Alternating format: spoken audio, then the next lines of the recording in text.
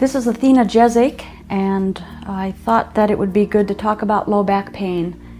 Low back pain is something that's pretty common. A lot of it is because we're so inactive. We do so much sitting. And I'll give you a little bit of an idea what we're talking about with low back as far as down at the muscle, the bone, the structure of the bones. It's this area right in here, the lumbar region, which has a natural curve to it, and that curve is supported by the abdominal muscles.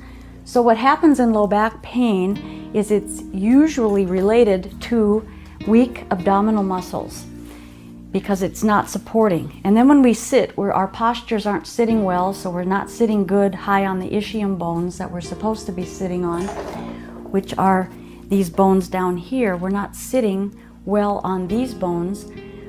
Instead we're slumping back so that we're kind of on a tripod, and that will push the back into a more outward position and weaken the stomach because the stomach just kind of lets go. It will follow the lines of least resistance. So low back pain is common, and it's not fun. If it goes on too long, you can have things with arthritic stuff going on. Sometimes there's bulging discs. There's a various number of things that can be a problem. And in my practice over the years, I've found that I have a pretty good success rate with alleviating low back pain using some of the craniosacral techniques and the slow unwinding of the muscle tissue. But of course, some of this is also going to be more successful if the person with the low back pain is going to do some work on their abdominals to strengthen them. And it's not sit-ups, it's crunches. If you go beyond the, when you're starting to crunch up, as soon as you lift up the low back off of the floor, you're moving into the area of the hip flexor muscles, which are going to be pulling your body up. So you're losing the abdominal stuff. So you don't have to lift very much to strengthen those abdominal group muscles. There's actually 3 layers of it, and it's good to have a little bit of a twist in part of that exercise so that you get all of the muscles, the ones that twist our body as well as the ones that bend us forward and upward and hold us in. So I'm just here working the muscle, checking that out, and using some thumb iron. Again, you don't go on to the vertebrae itself. You want to work on the side of the vertebrae. And because there's a lot of stress from the positional stuff going on with all of this, that there's a lot of tension that's usually found close into the vertebrae. So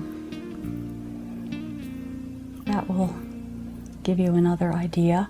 I also check the position, of course, of the sacrum and the occiput, as well as the spinobasilar junction, because I think that is key to alignment.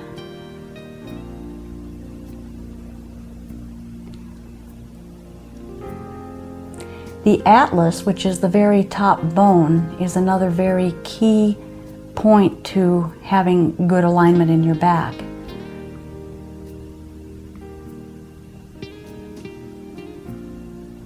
From what I understand, the atlas has a difficult time staying aligned if the spinobasilar junction is not aligned, and vice versa. So everything works together.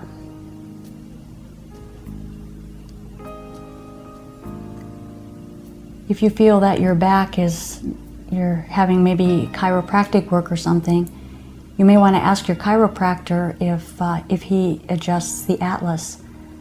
Not all of them do, in my experience.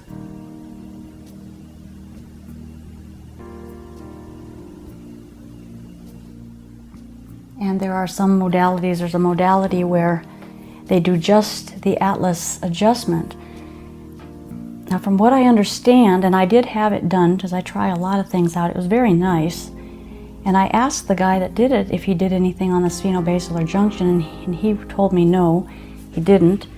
When he found out that I was a cranial person, he said that he thinks craniosacral work is excellent to do along with that particular therapy because of the spinobasilar.